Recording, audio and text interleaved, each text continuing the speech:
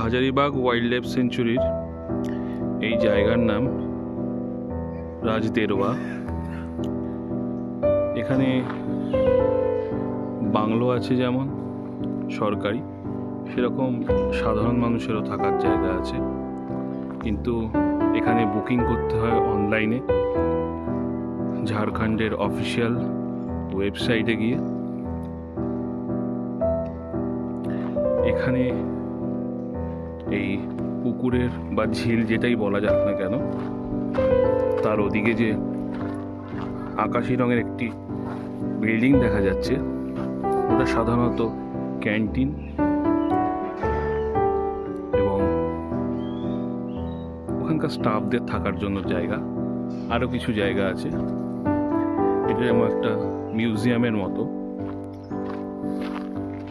এখানে মৃন্ময় ছবি তুলছে।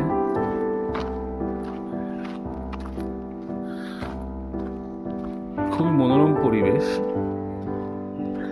পাখির কিচিরমিচির সকাল হলেই শোনা যায়। বন্যজন্তু সেরকম কিছু দেখা যায়নি, তবে শোনা গেছে এবছরই সামনে একটা শিয়াল আসছে, জঙ্গলে ঢুকে গেল। আর যেটা বলছিলাম, 2025 নভেম্বর 3 নভেম্বর এখানে বাঘের পায়ের ছাপ দেখা গেছে। এখান থেকে 3 কিলোমিটার দূরে, সম্ভবত পূর্ব দিকে এই জায়গার থেকে।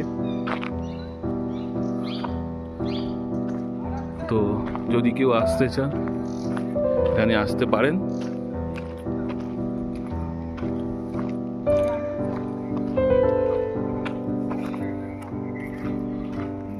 শালবন এছাড়া অন্যান্য অনেক গাছ আছে। এখানে সাধারণত মানুষ যারা খুব কাছাকাছি থাকেন তারা গাড়ি নিয়ে একদিনের জন্য পিকনিক করতে আসেন। তবে পিকনিক করার ক্ষেত্রে ক্যান্টিনে খেয়ে নেওয়াই ভালো। ওখানেই রান্না বান্না হয়, আর রান্নাও অপূর্ব হয়। মনু দাঁড়িয়ে আছে এখানে। আমাদের গাড়ি রেডি হয়ে গেছে। এটা ছিল আমাদের কটেজ, 2টো ঘর, মোটামুটি 3 জন করে 6 জন শীতকালে থাকার মতো, গরমকালে 2 জন করে 4 জন থাকার মতো। এখানে একটা সুন্দর জায়গা আছে, সম্ভবত এখানে কোনো অনুষ্ঠান হয় তাদের নিজস্ব। আর এখানে যে ইলেকট্রিসিটির তার দেখাচ্ছি আমি, এটা পুরোপুরি সোলার সিস্টেমে। তাই যদি অন্তত 1-2 দিনের সময় কাটাতে চান, সেক্ষেত্রে জায়গাটি খুবই সুন্দর। আমরা আজকে ফিরে যাচ্ছি। আমরা এসেছিলাম গত 10 তারিখ।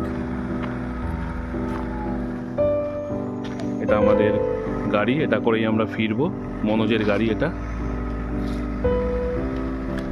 বিক্রম আসছে।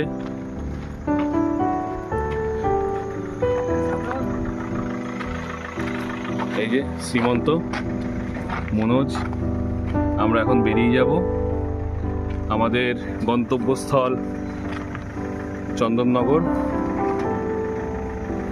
আমরা হুগলি জেলা থেকে এসেছি, পশ্চিমবাংলার। হ্যাঁ ঠিক 1-2 দিন থাকার মতো। আমাদের 1-2 দিনই খুব ভালো লেগেছে।